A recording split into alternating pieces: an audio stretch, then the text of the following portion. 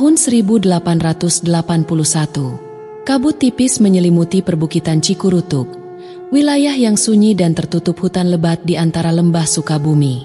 Di balik keheningan yang indah, tanah ini menyimpan bisikan yang tak ingin didengar, rahasia yang enggan dibuka, dan luka yang tak pernah sembuh. Gemerincing lonceng kuda dari kereta pedati Belanda menggema sepanjang jalan berbatu. Di dalamnya, duduk seorang pria berperawakan tinggi dengan seragam kolonial rapi, topi putih menutupi wajahnya yang angkuh. Ia adalah Insinyur Willem de Vries, arsitek utama proyek jalur kereta api Batavia, Sukabumi. Ia datang bukan untuk menyapa, bukan untuk mengenal, tapi untuk menguasai. Disinilah kita akan membangun jembatan, ujarnya dengan nada dingin, menunjuk ke jurang dalam yang memisahkan dua bukit. Kita satukan lembah ini dengan baja dan otot-otot kalian. Para pekerja pribumi yang mengikutinya menunduk. Mereka bukan hanya tunduk karena jabatan, tapi karena ketakutan yang tak berani mereka ucapkan. Sejak awal mereka tahu, tempat itu bukan untuk disentuh manusia. Jurang itu bukan sekadar cekungan alam biasa. Ia adalah luka purba. Pohon-pohon di sekitarnya tumbuh merunduk, seakan takut pada sesuatu di bawah sana. Angin di sana berdesir pelan tapi membawa bisikan. Dalam bahasa Sunda kuno, kata-kata yang sudah hampir punah, mereka mendengar gumaman. Entong sasalahan, entong nyambung keun. Yeu leuung anu nyeun jalan sorangan. Willem tak peduli, ia hanya percaya pada angka dan rancangan. Ia menggambar jembatan gantung baja yang akan melintas di atas jurang. Tali-tali baja akan ditanam di sisi bukit, dan bambu-bambu penopang akan menopang rangkaian struktur sementara. Ratusan pekerja akan dikerahkan setiap hari, pagi sampai senja. Tapi warga desa sekitar mulai resah. Mereka tahu, tanah itu telah lama dianggap leuung larangan, tempat yang tak boleh diganggu, tempat para makhluk halus bermukim. Dulu, katanya, di dasar jurang itu berdiri padepokan kuno yang hilang dalam tanah longsor besar. Para penghuninya tidak pernah ditemukan. Hanya gong tua dan keris-keris berkarat yang kadang muncul saat banjir bandang. Sejak saat itu, tak ada yang berani membangun atau menebang pohon di sekitar sana. Namun proyek jalan kereta memaksa semuanya berubah. Para mandor Belanda menyuruh warga menebang pohon-pohon besar. Beberapa dari pohon itu mengeluarkan cairan merah seperti darah, dan ketika batangnya roboh, terdengar suara seperti jeritan. Salah satu tokoh desa, Ki Darsa, seorang tetua berusia lebih dari 70 tahun, mendatangi tenda Willem suatu malam. Diiringi 3 pemuda dan nyala obor yang redup, ia membawa sebuah kendi tanah liat dan seikat daun pisang kering. "Tuan, kami mohon jangan lanjutkan proyek ini di tanah ini," katanya dengan suara serak. Tanah ini menolak untuk disambung. Yang disambung di sini bukan hanya bukit, tapi dua dunia. Dunia kita dan dunia mereka. Willem hanya tertawa. "Dongeng dan tahayul," ucapnya, mengepulkan asap cerutu. "Tanah ini bisa dibeli, bisa diukur, bisa dipecah dan disambung. Kalian yang harus tunduk pada kemajuan." Tapi Ki Darsa tak menyerah. Ia membuka kendi tanah liat dan menuangkannya ke tanah. Airnya berwarna kemerahan, seperti darah. Ini dari sumur tua di tengah hutan. Air ini muncul 3 hari lalu, bersamaan dengan suara gamelan dari bawah jurang. Kami percaya, itu pertanda mereka menolak. Willem berdiri, wajahnya berubah marah. "Cukup, bawa orang tua ini pergi. Kalau masih berani mengganggu pekerjaan, aku akan kirim kalian ke penjara di Meester Cornelis." Ki Darsa ditarik paksa oleh para mandor. Ia tak melawan, tapi saat diangkut menjauh, ia berteriak lantang ke arah jembatan yang belum dibangun itu. "Darah akan jatuh dari langit, tali baja akan putus. Kalian semua akan mendengar jeritan dari jurang dan itu bukan suara manusia." Sejak malam itu, tanah mulai berubah. Langit di atas jurang selalu kelabu, bahkan saat siang. Bambu-bambu penopang yang ditanam tak pernah bertahan lama, selalu patah, bengkok, atau berjamur seketika. Beberapa pekerja jatuh sakit tanpa sebab. Mereka mengigau di malam hari, menyebut nama-nama aneh dalam bahasa asing yang bahkan tidak mereka pahami sendiri. Ada yang menatap dari balik pohon, kata seorang pekerja kepada kawannya. Matanya merah, badannya besar, tapi bayangannya tak punya kepala. Yang lain bercerita melihat seorang perempuan berdiri di sisi jurang, mengenakan kebaya putih, rambutnya panjang menutupi wajah.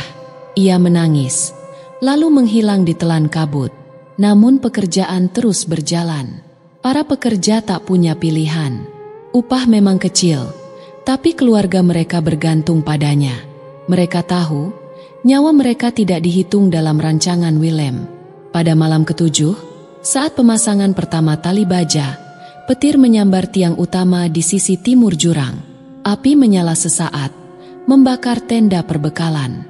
Di langit, terdengar suara menggelegar seperti guntur, tapi berbeda. Suara itu menyerupai gong raksasa yang dipukul perlahan, seperti awal upacara kematian. Seekor anjing penjaga melolong panjang, lalu berlari ke arah jurang dan meloncat sendiri, tanpa sebab. Keesokan harinya, 3 pekerja hilang. Yang tersisa hanya cap kaki mereka di tanah basah, menuju ke arah tepi jurang. Tidak ada tanda perlawanan, tidak ada darah, hanya sepi yang menggantung. Proyek tetap dilanjutkan, tapi dalam diam, para pekerja mulai menyimpan bunga 7 rupa di kantong mereka. Ada yang menaruh koin logam di bawah topinya. Dan tiap malam, dari balik pepohonan, mereka mendengar suara gamelan yang tak pernah berhenti. Seolah di bawah sana, ada dunia lain yang tengah bersiap, menunggu, mengamati, dan menghitung hari. Malam menggantung di atas jurang Cikurutuk seperti tirai hitam yang terlalu berat untuk digeser. Sejak pembangunan jembatan dimulai, waktu terasa seperti berhenti di sini. Pagi hanya berlangsung sejenak, sore datang terlalu cepat, dan malam seolah tak pernah benar-benar pergi. Para pekerja pribumi mulai dihantui rasa takut yang tak bisa mereka jelaskan. Bukan karena cambuk mandor, bukan karena ancaman Belanda, melainkan karena bisikan dari bawah jurang yang datang saat mereka sedang memaku, mengikat, atau sekadar duduk menatap bayang mereka sendiri. Pada malam ke-15, Wira, salah satu pekerja termuda, mendengar suara yang tidak biasa. Saat ia mencuci muka di tepi sungai kecil di dekat jurang, air tiba-tiba tenang, terlalu tenang, seolah alirannya membeku. Lalu dari balik semak, terdengar suara perempuan menyanyi. Suaranya lembut, lirih, dan menyayat. Bulan Yeu bulan opat, anak leuti kapanggih tapak. Wira terdiam. Ia menoleh, tapi tak melihat siapa-siapa. Angin pun tak berembus. Suara itu seperti datang dari dasar jurang, namun terasa sangat dekat. Ia mundur pelan, tubuhnya gemetar. Saat ia berbalik, seseorang berdiri di belakangnya. Seorang pria tua, kulitnya pucat, matanya kosong, dan wajahnya tidak utuh. Setengah dari pipinya seperti dikikis sesuatu, memperlihatkan daging yang menghitam. Wira menjerit, berlari sekuat tenaga ke tenda para pekerja. Ia gemetar, tubuhnya lemas. Beberapa rekannya mencoba menenangkannya, tapi mulutnya hanya bisa mengucapkan satu kalimat. Eta, hantu manusia eta tihandap. Malam itu menjadi awal dari serangkaian kejadian ganjil. Banyak pekerja mulai mengeluh sakit kepala saat mendekati sisi jurang. Ada yang merasa seolah ditatap dari balik kabut. Beberapa yang menjaga malam mengaku mendengar suara langkah kaki berjalan pelan di atas bambu penopang jembatan. Padahal tidak ada siapapun di sana. Tiap kali mereka mendekat, suara itu berhenti.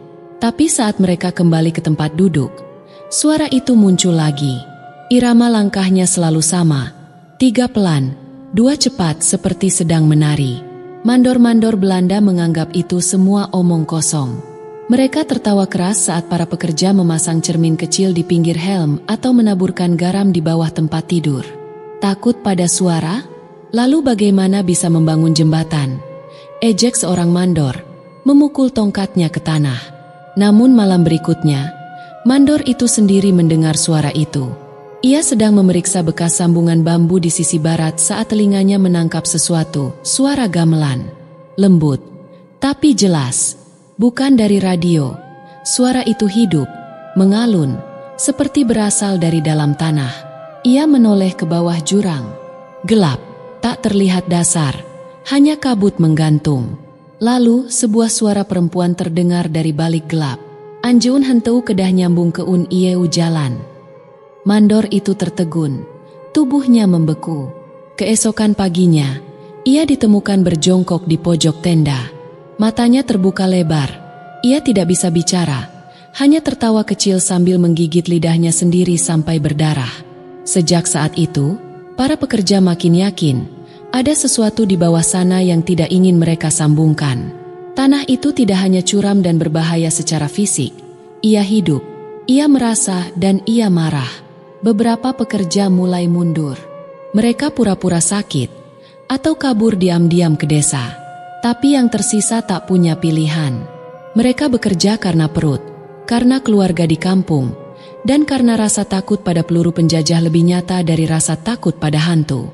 Tapi itu berubah ketika pada suatu malam, seorang pekerja kerasukan. Namanya Karna. Tubuhnya kekar, biasanya pendiam. Tapi malam itu, ia tiba-tiba berdiri di tengah lapangan kerja. Matanya terbelalak ke langit. Ia mulai berbicara dalam bahasa yang tidak dikenali, bahasa Sunda kuno yang sudah punah.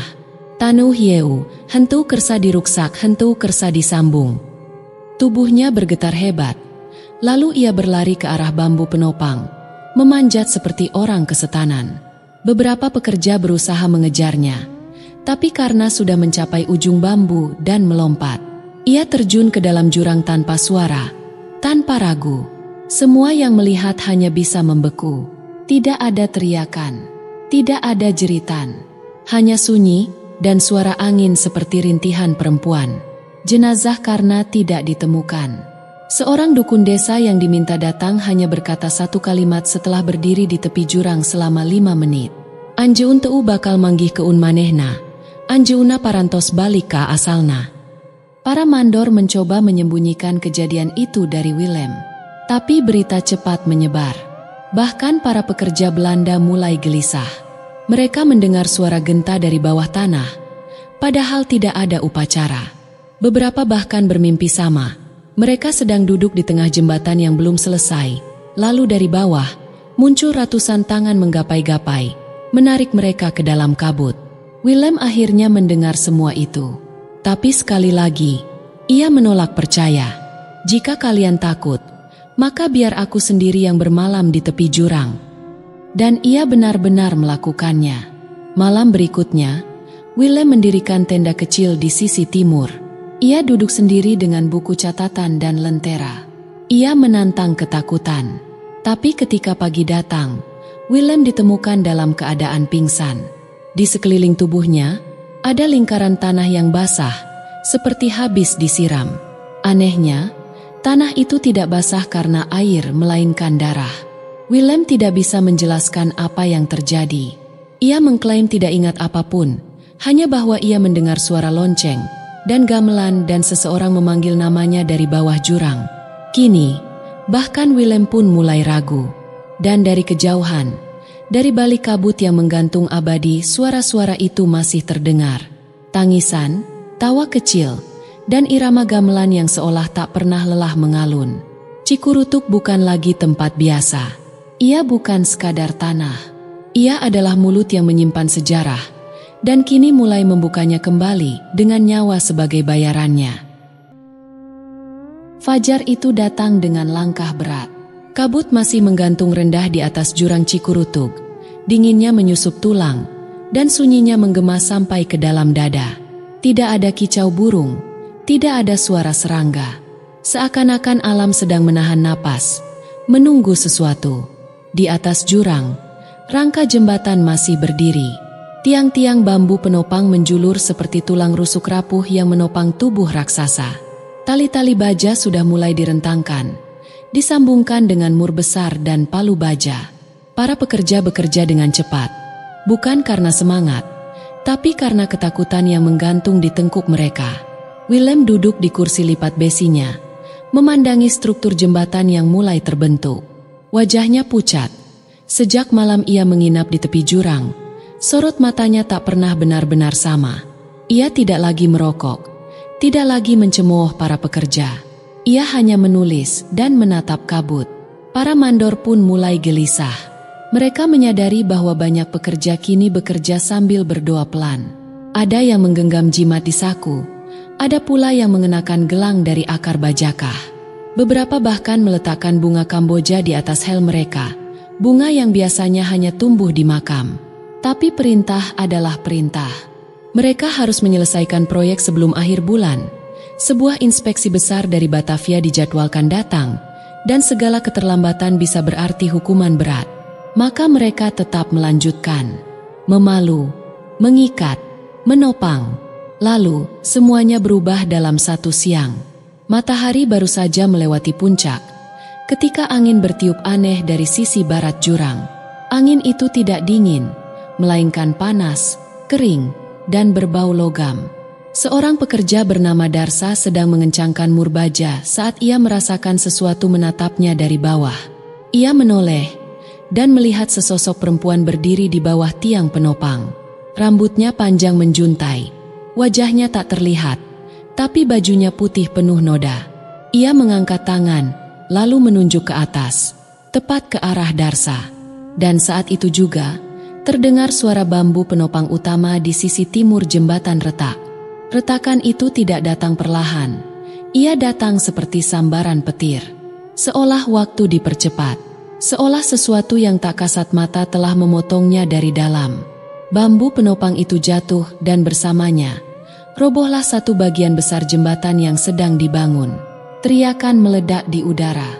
Pekerja yang sedang berada di atas terlempar ke bawah. Beberapa mencoba berpegangan pada tali, tapi tali baja pun terlepas dari jangkar besi. Mereka meluncur, bukan seperti manusia jatuh, tapi seperti boneka dibuang ke jurang. Satu demi satu, tubuh mereka lenyap di telan kabut. Tidak terdengar suara benturan, tidak terdengar teriakan lanjutan. Heng, sunyi yang lebih mencekam dari suara apapun. Willem berdiri terperangah. Ia menjatuhkan buku catatannya, berlari ke pinggir tebing sambil berteriak. Ambil tali, tarik mereka. Turunkan keranjang. Tapi tak ada yang bergerak. Para pekerja yang selamat hanya menunduk. Tubuh mereka gemetar, mata mereka kosong. Mereka tahu, tidak ada yang bisa diambil kembali dari bawah sana. 37 pekerja jatuh dalam tragedi itu. Sebagian besar dari mereka adalah kepala keluarga, pria parubaya yang baru 2 minggu lalu menandatangani kontrak kerja paksa. Tidak ada yang kembali. Tidak ada tubuh yang bisa diangkat. Jurang itu dalam, terlalu dalam. Seorang pemuda berani bernama Yosua mencoba turun dengan tali sederhana ke dalam jurang untuk mencari jenazah kakaknya. Tapi setelah turun 5 meter, ia mulai berteriak histeris. Ada tangan, ada yang menarik. Bukan manusia. Lepaskan aku. Ia ditarik kembali dalam keadaan basah kuyup dan tak sadarkan diri. Tubuhnya penuh goresan. Matanya terbelalak, dan mulutnya terus mengucap nama ibunya, seperti anak kecil yang baru keluar dari mimpi buruk. Willem terdiam selama 1 hari penuh. Ia duduk di tenda, tak menyentuh makanan, tak bicara sepatah kata pun. Mandor-mandor panik. Mereka tak bisa mengambil keputusan sendiri. Mereka mengirim utusan ke Batavia, meminta bantuan medis dan pasukan keamanan. Namun sebelum bantuan datang, kejadian lain menyusul. 3 malam setelah runtuhnya penopang, kabut semakin tebal. Suara gamelan kembali terdengar, tapi kali ini tidak dari bawah jurang, melainkan dari atas jembatan yang belum selesai. Suara langkah kaki terdengar berat, pelan, seolah seseorang sedang berjalan di atas bambu yang sudah patah. Para penjaga malam melihat bayangan, tinggi, kurus, dan melayang. Bayangan itu menyeberangi jembatan seolah tak peduli pada gravitasi. Dan dari balik kabut, terdengar suara-suara aneh, gumaman, tawa kecil, dan suara lelaki tua yang bersenandung lagu pemakaman Sunda kuno. Seorang penjaga melarikan diri ke desa dan tak pernah kembali. Sementara yang lain ditemukan mati tergantung di batang pohon karet, dengan tali yang diikatkan sendiri, dan wajah penuh senyum mengerikan. Ki Darsa, tetua desa yang dulu sempat memperingatkan Willem, datang kembali.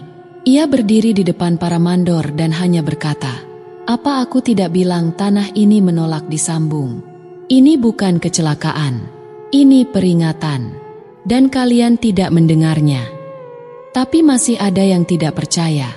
Masih ada yang berkeras bahwa ini semua hanyalah rentetan kesialan. Willem pun akhirnya mengambil keputusan besar. Ia akan tetap melanjutkan proyek, tapi dengan cara baru. Ia memanggil dukun-dukun dari desa sekitar. Ia menyalakan dupa setiap pagi. Ia bahkan memerintahkan agar sebuah sesajen besar diletakkan di tepi jurang setiap malam Jumat. Di dalam hatinya, ia tidak percaya hal-hal gaib. Tapi ada sesuatu dalam tatapan para janda pekerja yang membuatnya gentar. Dan tiap malam, saat Willem memejamkan mata, ia mendengar suara. Bukan dari luar, tapi dari dalam kepalanya sendiri. Suara seorang perempuan. Suaranya seperti angin yang merintih. Ayaen unyorang, ayaen uturun, tapi mual ayaen ubalik dewi. Pagi itu, kabut belum juga terangkat dari jurang Cikurutuk. Matahari seperti enggan menembus kegelapan yang menggantung di antara tebing. Udara begitu berat, seolah-olah sesuatu bersembunyi dalam angin, mengintai setiap langkah dari balik kabut lembah. Setelah insiden runtuhnya penopang, banyak pekerja memutuskan pulang diam-diam. Mereka yang tersisa berjalan tanpa semangat. Tubuh mereka bekerja, tapi jiwa mereka seperti tertinggal di dasar jurang. Tiap kali angin bertiup dari bawah, semua mendadak hening. Hanya mata yang saling berpandangan takut, waspada. Tapi Willem, sang insinyur, belum menyerah. Ia tidak bisa, tidak setelah dana besar dikucurkan, tidak setelah nama baiknya dipertaruhkan di mata pemerintah kolonial. Maka pagi itu, ia kembali berdiri di sisi timur proyek, di tempat penopang patah, dan memberi perintah yang berat. Turunkan tali lagi. Kita akan angkat jenazah mereka. Kita beri pemakaman layak. Ini bukan hanya soal pembangunan. Ini soal menghormati manusia. Tak ada yang langsung menjawab. Para pekerja diam, saling berpandangan, seakan berharap orang lain lebih berani untuk berkata tidak. Tapi Willem bersikeras. Ia bahkan menurunkan 1 tim medis dan 4 pekerja baru dari Batavia untuk membantu pencarian. Ki Darsa, yang berdiri tak jauh, menggeleng pelan. "Pak Willem," katanya lirih, "bukan kami tak mau bantu. Tapi ada mayat yang memang tidak ingin diangkat. Mereka sudah jadi bagian dari tanah ini. Bila dipaksa, akan ada yang lain yang dibawa turun sebagai ganti." Willem menatapnya tajam. Ini bukan tahayul. Ini soal etika. Mayat harus dikuburkan, bukan dibiarkan membusuk di jurang. Tanpa menunggu izin siapapun, tim medis mulai menurunkan keranjang anyaman dan tali baja. 2 orang pekerja lokal, Danu dan Marwan, terpaksa ikut turun untuk membantu. Wajah mereka pucat, bibir gemetar, tapi tak punya pilihan. Hutang membuat mereka diam dan menuruti perintah. Kabut makin tebal saat mereka turun.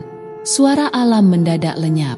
Tidak ada suara burung, jangkrik, apalagi angin.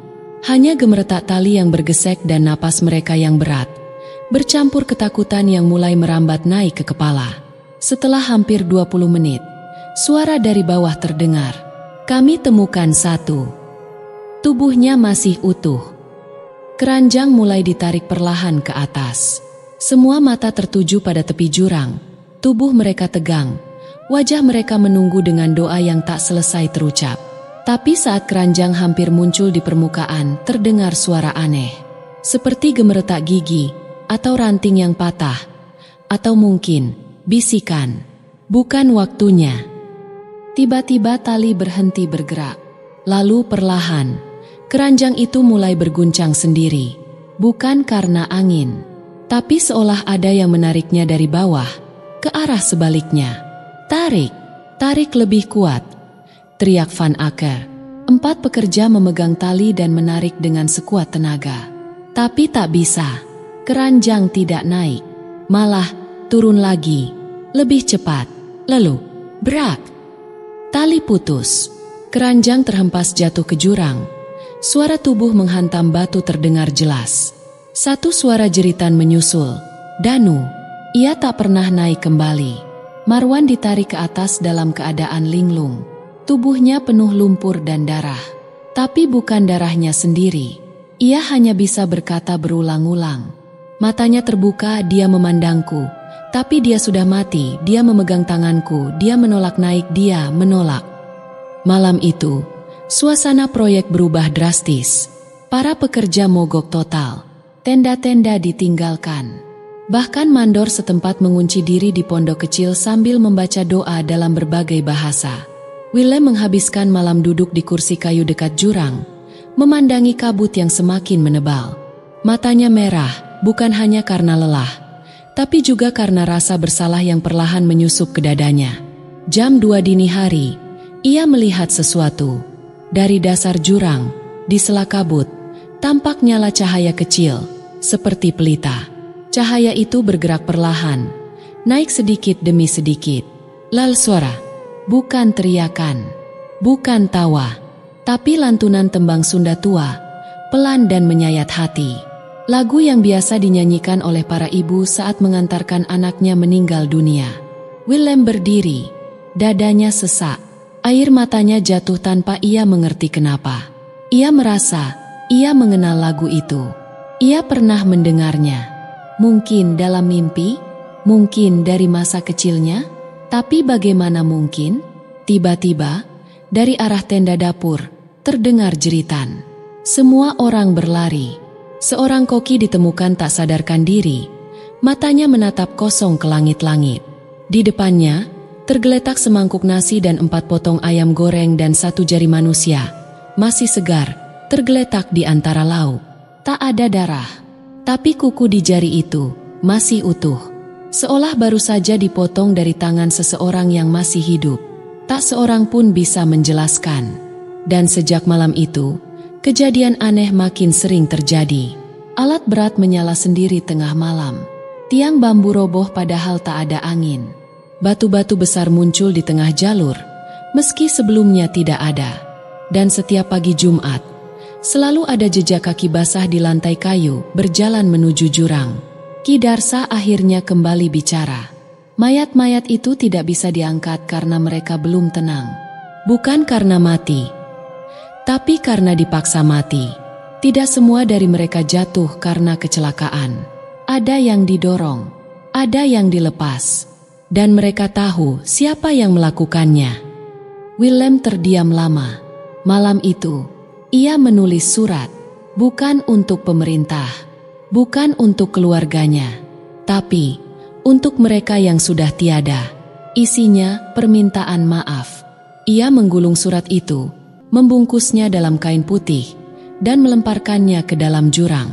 Lalu, ia membungkuk. Mungkin bukan sembahyang, tapi lebih dalam dari itu, mungkin penyesalan. Dan untuk pertama kalinya sejak proyek itu dimulai, malam di Cikurutuk benar-benar hening. Tak ada gamelan, tak ada jeritan, tak ada bayangan. Hanya suara lembut angin dan nyanyian kabut yang menyelimuti lembah dengan tenang. Tapi mereka tahu ini bukan akhir, karena tanah itu belum kenyang, dan jembatan itu belum selesai. Fajar itu, kabut belum juga mau pergi. Seperti selimut basah yang menolak disibakan, ia tetap menggantung di atas jurang, menyusup di antara tulang para pekerja, dan membekukan setiap langkah.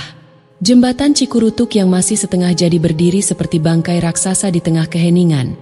Besi dan kayu yang berserakan seolah mengingatkan bahwa setiap paku yang ditancapkan di situ telah dibayar mahal dengan nyawa.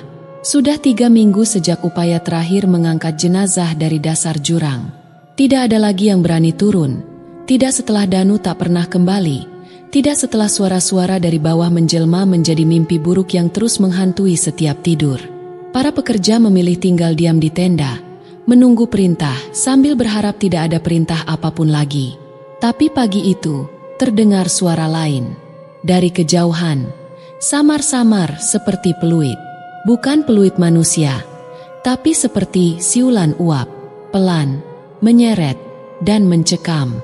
Suara yang seharusnya hanya datang dari lokomotif tua, kereta api. Tapi tak mungkin. Rel belum selesai, jembatan pun belum tersambung. Namun suara itu terus terdengar. lalu disusul getaran di tanah. Kecil tapi nyata. Seolah ada sesuatu yang berat melaju perlahan di atas jalur yang belum sempurna dibangun. Willem keluar dari tendanya. Matanya merah, wajahnya tirus. Ia telah berhenti memaksakan pekerjaan dilanjutkan. Tapi ia belum pergi.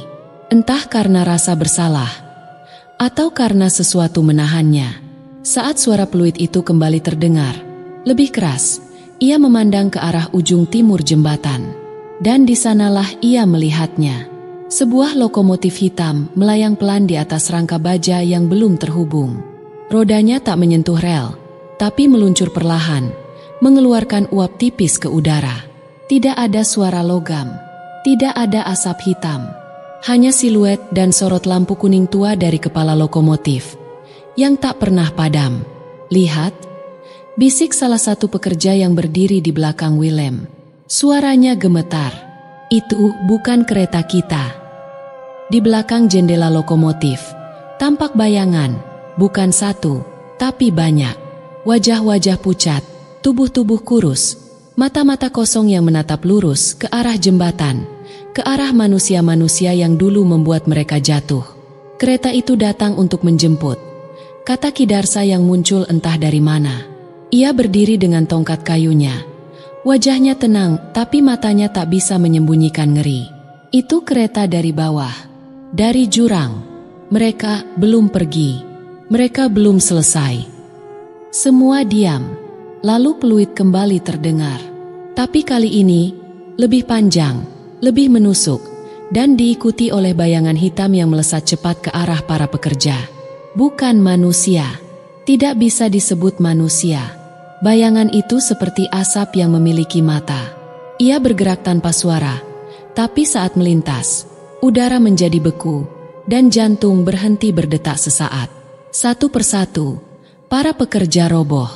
Bukan karena dipukul, bukan karena terluka, tapi seperti ditarik sesuatu dari dalam. Napas mereka pendek, tubuh mereka dingin, dan mata mereka membelalak menatap langit. "Dia datang, dia, kereta." Hanya itu yang bisa keluar dari mulut seorang pemuda muda sebelum ia pingsan. Willem tahu ini bukan lagi soal jembatan, bukan soal rel. Ini soal janji yang tak ditepati, dosa yang tak ditebus. Saat itu, ia berjalan perlahan ke tepi jurang. Langkahnya berat, tapi tak lagi ragu. "Aku mengaku salah," katanya pelan. Suaranya serak. "Kalian kubiarkan jatuh. Demi ambisi, demi uang, demi gelar. Tapi sekarang biarkan aku ikut. Jangan ambil mereka yang tak bersalah." Ia membuka jasnya, lalu menjatuhkan buku catatan proyek yang selalu ia bawa. Kertas-kertas itu beterbangan, melayang ke jurang, seperti persembahan sunyi yang tak pernah cukup. Lalu, ia melompat. Tak ada yang sempat menahannya. Tak ada yang sempat bersuara. Tubuhnya menghilang ke dalam kabut, seperti uap yang bergabung dengan langit. Dan saat itu juga kereta berhenti. Bayangan-bayangan di jendela memalingkan wajah. Mata mereka memejam perlahan. Lalu satu persatu menghilang. Uap menipis. Peluit terakhir terdengar. Panjang, dalam, dan menyedihkan. Kereta itu perlahan-lahan mundur, lalu lenyap di balik kabut. Seperti tak pernah ada. Malam harinya, jembatan Cikurutuk kembali sepi, tapi tidak menyeramkan. Tak ada suara aneh, tak ada bayangan hitam. Hanya angin biasa yang berembus dari lembah. Dan di antara suara angin itu, terdengar samar suara Willem. Tertawa pelan. "Nang." Pekerja yang tersisa, keesokan harinya, meninggalkan proyek tanpa permisi. Sebagian pergi ke Bandung. Sebagian kembali ke kampung, dan tak pernah bicara soal Cikurutuk lagi. Pemerintah kolonial menghentikan proyek untuk waktu yang tidak ditentukan. Mereka menyebutnya kerugian struktural. Tapi di arsip tua yang kini berdebu di salah satu lemari museum, tertulis satu catatan kecil dari seorang inspektur Belanda, tertanggal 2 bulan setelah kejadian. Rel telah digeser, jembatan tidak digunakan. Tapi warga sekitar masih melaporkan suara kereta setiap malam Jumat Kliwon. Padahal tidak ada kereta yang dijadwalkan lewat. Dan hingga kini, mereka yang berjalan di jalur lama Cikurutuk kadang mendengar siulan pelan dari kejauhan. Peluit kereta, diikuti suara roda besi dan bisikan. Belum semua pulang. Langit Sukabumi sore itu menggantung mendung pekat. Awan-awan bergulung seperti pertanda hujan atau murka. Jalur tua Cikurutuk sudah lama ditinggalkan, tertutup semak dan lumut. Jembatan yang dulunya digadang-gadang sebagai jalur megah penghubung Jawa Barat kini berdiri bagai tulang rusuk besi yang patah, tua, karatan, dan sunyi. Tapi keheningan itu tidak benar-benar kosong. Warga sekitar tahu, jika matahari mulai tergelincir dan embun sore mulai turun, jangan mendekat ke arah jalur lama. Bukan karena hewan liar, tapi karena sesuatu yang lebih tua dari ketakutan. Sesuatu yang masih menunggu. Di malam Jumat itu, seorang pria tua berjalan tertatih melewati rel tua. Pakaiannya lusuh, wajahnya tenggelam dalam keriput waktu. Tangannya menggenggam peluit logam kecil, benda yang sudah lama menggantung di lehernya sejak masa kolonial. Di dadanya masih melekat lambang Staatspoorwegen, meski benangnya hampir copot semua. Namanya Mas Karta. Dulu, ia adalah masinis pelatih, salah satu yang ditugaskan mengamati uji coba jalur kereta Cikurutuk sebelum semuanya runtuh. Tapi ia tak pernah sempat naik ke kereta pertama yang jatuh. Ia ditahan karena memprotes keselamatan jalur. Ia dihukum diam, lalu dilupakan. Sejak itu, ia menghilang dari catatan sejarah. Tapi malam itu, ia kembali. Dan ia tidak datang untuk sekadar mengenang. Ia datang untuk menyelesaikan perjalanan. Langkahnya pelan. Setiap pijakan terasa seperti menyusuri lorong waktu yang tak selesai. Suara gemeretak ranting terdengar pelan.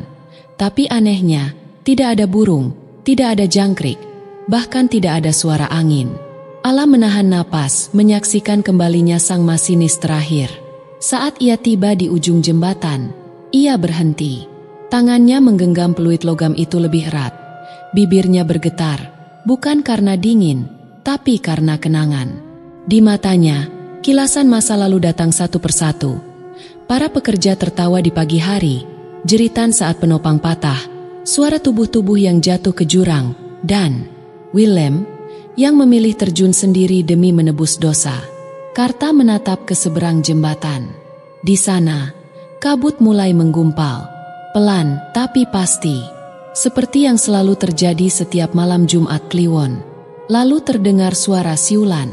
Tapi kali ini, bukan dari kereta. Suara itu datang dari peluit kecil yang tergantung di lehernya. Ia tak meniupnya, tapi peluit itu bersiul sendiri. Dan saat itu, dari balik kabut, muncul cahaya. Lampu kuning pudar dari sebuah lokomotif tua. Bayangannya bergoyang, seakan ragu, seakan menunggu. Mas Karta berdiri tegak. "Aku siap," katanya pelan. "Aku belum sempat mengantarkan kalian waktu itu. Tapi malam ini, aku akan menyelesaikan tugasku." Langkahnya dibawa perlahan ke arah jembatan. Besi-besi berkarat bergoyang pelan, mengeluarkan suara rintihan. Tapi tak satu pun patah. Seakan jembatan itu sendiri menghormatinya. Dan saat ia menapaki tengah jembatan, kereta itu muncul sepenuhnya.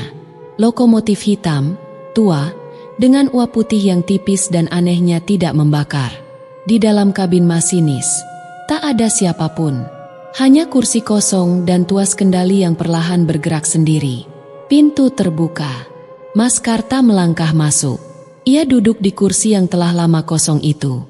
Tangannya menggenggam tuas, dan jari-jarinya yang keriput menyentuh tombol-tombol tua dengan kelembutan seorang ayah yang menyentuh anaknya setelah puluhan tahun berpisah. Lalu kereta bergerak, tapi bukan ke depan. Kereta mundur, kembali menyusuri jalur tua, kembali ke masa lalu.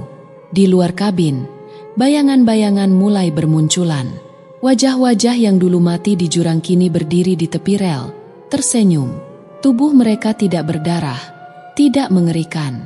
Mereka damai, seolah hanya menunggu masinis mereka untuk datang menjemput. Di dalam lokomotif, Mas Karta menutup mata. Suara roda kereta berderak lembut. Peluit panjang terdengar bukan menyeramkan, tapi mengharukan. Dan saat kereta mencapai titik awal jatuhnya penopang dahulu, sesuatu terjadi. Langit terbuka sejenak. Hujan cahaya turun perlahan. Lembah Cikurutuk terang, untuk pertama kalinya sejak bertahun-tahun. Di titik itu, kereta perlahan berhenti. Pintu-pintu gerbong terbuka dan satu persatu, bayangan-bayangan masuk. Mereka menunduk, seperti penumpang yang tahu bahwa ini adalah perjalanan terakhir mereka. Mas Karta berdiri.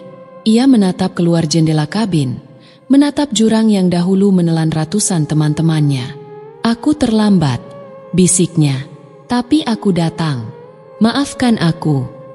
Kereta kembali bergerak, tapi kali ini maju, melintasi jembatan, meluncur tenang di atas rel tua yang entah bagaimana tak runtuh.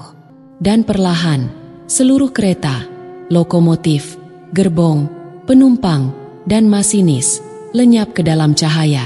Warga desa yang tinggal jauh di bawah melihat kilatan terang dari langit, seperti kereta api emas yang meluncur di udara. Mereka mengira itu petir, tapi satu orang tua berkata lain. Itu Mas Karta mengantarkan penumpang yang tertunda. Sekarang, mereka sudah sampai. Malam itu, jembatan Cikurutuk tak lagi menakutkan. Kabut tetap ada, tapi tidak membekukan. Uap tetap muncul, tapi tidak lagi menyeret bayangan. Dan suara peluit terdengar lembut, hanya sekali, lalu hening. Beberapa bulan kemudian, proyek jembatan dilanjutkan, tapi rutenya digeser. Jembatan tua dibiarkan menjadi monumen tanpa nama, tak disebut di peta, tak dicatat di arsip. Namun, para penjaga rel kadang berkata, "Jika kau melewati jalur Sukabumi saat bulan penuh dan angin datang dari arah barat, kau mungkin akan mendengar peluit pelan dari kejauhan, diikuti uap putih dan senyuman damai dari seorang masinis tua yang akhirnya menyelesaikan tugas terakhirnya." Pagi itu, kabut belum juga pergi. Bahkan setelah bertahun-tahun berlalu, setiap langkah menuju Cikurutuk tetap terasa seperti menapak di atas waktu yang beku. Tak ada yang ingin kembali ke sana, tak ada yang berani mendekat. Namun, rel itu tetap ada, tersisa di tanah, seolah memanggil dengan bisu, mengundang setiap jiwa yang pernah terlibat dalam kisah kelam itu untuk kembali, meski hanya dalam bayangannya. Di desa kecil yang terletak jauh di bawah jembatan tua, hanya ada beberapa orang yang masih ingat cerita itu. Yang lainnya telah lama pergi, digantikan oleh generasi yang lebih muda, yang tak tahu apa yang pernah terjadi di sana. Namun, kisah Cikurutuk tak pernah benar-benar hilang. Ia tetap ada bersembunyi di balik setiap desah angin, di balik setiap denting roda kereta yang berderak di malam hari. Hari itu, seorang pemuda muda, Adi, baru saja tiba di desa Sukabumi. Ia bukan orang asing di sini, karena neneknya pernah bercerita banyak tentang desa ini. Neneknya selalu berbicara dengan suara yang berat dan penuh rahasia tentang Cikurutuk, tentang jembatan dan pekerja-pekerja yang mati, tentang kereta yang tak pernah berhenti berlari di atas rel yang terlupakan. Adi tak percaya pada cerita-cerita semacam itu.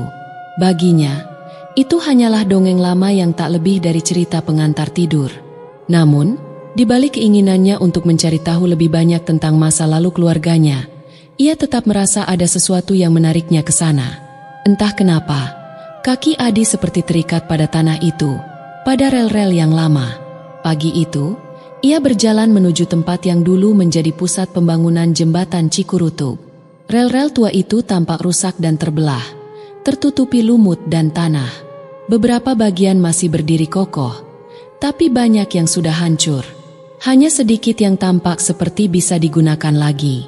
Namun, meskipun begitu, Adi bisa merasakan sesuatu yang tidak biasa di udara. Ada ketenangan yang aneh di sana. Seolah-olah tempat itu sudah melupakan masa lalunya yang kelam, namun tidak benar-benar bisa melepaskannya. Saat ia berjalan lebih dekat, terdengar suara langkah kaki. Perlahan, berderak pelan, seperti seseorang yang tengah melintasi jembatan tua. Adi menoleh, namun tak ada siapapun di sana. Hanya angin yang berhembus, membawa bau tanah yang lembab dan basah.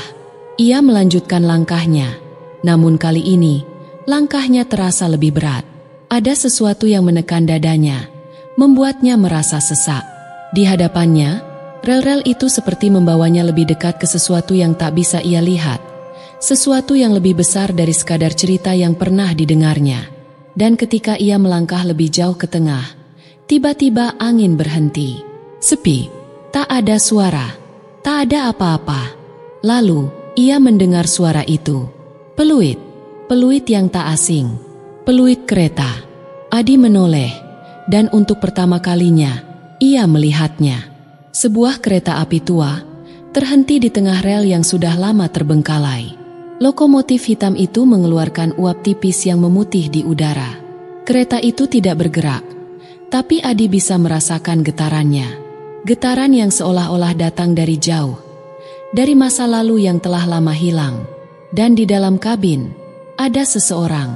Seseorang yang tak bisa ia lihat dengan jelas, tapi sosoknya jelas terlihat. Seorang pria, berdiri di depan jendela, memandangnya dengan mata kosong, seolah tahu siapa dirinya. Adi merasa terjebak antara realitas dan mimpi. Apa yang ia lihat ini bukanlah kereta biasa, bukan sekadar ilusi. Ia bisa merasakan kehadiran itu, kehadiran yang menunggu. Mas Karta, kata Adi tanpa sadar. Suaranya serak, penuh ketakutan. Nama itu keluar begitu saja. Nama yang sering disebutkan oleh neneknya. Nama seorang masinis tua yang konon sudah mati bersama banyak pekerja di sana. Tiba-tiba, Adi merasakan tubuhnya seperti terbakar. Suhu udara di sekelilingnya menjadi panas, namun tubuhnya dingin. Sesuatu yang tak bisa ia jelaskan menggigit tengkuknya, menekan di dadanya. Ia berbalik. Dan saat itu, rel-rel di bawahnya bergoyang. Langit di atasnya gelap, seolah-olah malam telah datang lebih cepat dari yang ia kira.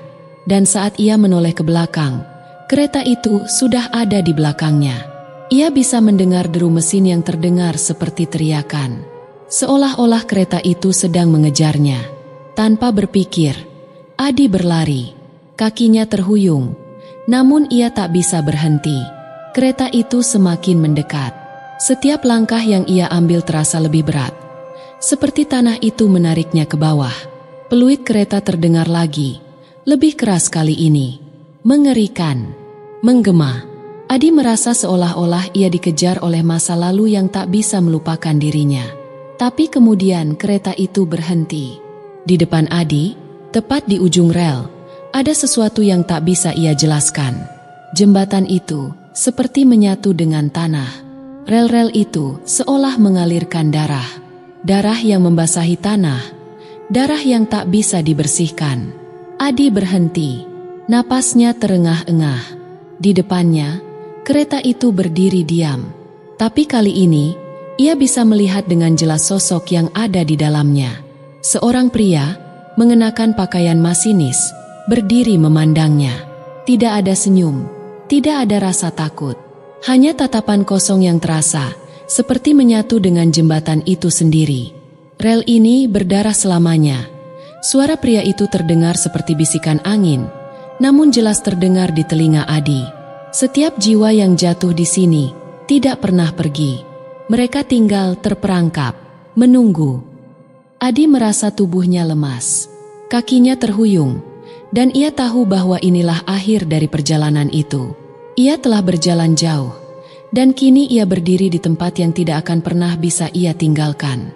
Kereta itu perlahan-lahan menghilang, menyatu dengan kabut. Namun darah di atas rel tetap ada, berdarah selamanya. Dan di kejauhan, di tengah hutan dan lembah, suara peluit terdengar lagi, mengalun pelan di udara. Rel yang berdarah selamanya.